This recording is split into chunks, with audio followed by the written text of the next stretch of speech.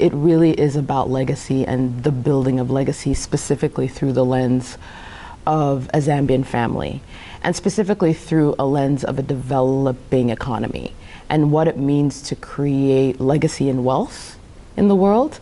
And this sort of question about, in a nation, in developing countries, you know, building their wealth, is there such a thing as ethical capitalism? There is, I think, a nuance in that conversation about how people who've been disenfranchised for a while, how do they build up to build something substantial for their families, for their generations?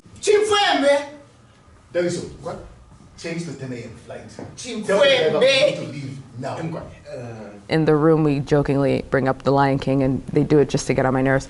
But I love it. But no, it's literally echoing, like, what do people think about when they think about Africa? You know, like, you think about animals, you think about suffering, you think about The Lion King. You know what I mean? And so for me, being so specific about a country and then being so specific about the class of that family and being so specific about their position in this sort of larger story, that's what I'm excited for audiences to experience. The play starts in power, right? Like, there's no one, you know, we're not featuring a war-torn country, we're not featuring you know, poverty. You know, those stories are very, very important to tell, absolutely, but this was a different facet of you know, an African country that was being showcased. I think this is the first time in my life that I've played a Southern African woman. To be able to play a character where you don't have to leap at all, I think a lot of people just take it for granted. I mean, even this one, it's Zambia. I'm from Botswana, I'm from South Africa. Like, it's very, very different.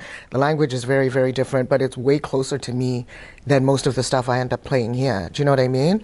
So just to be able to do like a very basic actor thing, playing a character close to who you are or close to what you know, yeah, like it's kind of sad and kind of awesome all at once. I remember when I was younger and would learn folklore and would learn proverbs, and they were not from Zambia, you know, because our curriculums were set by the British.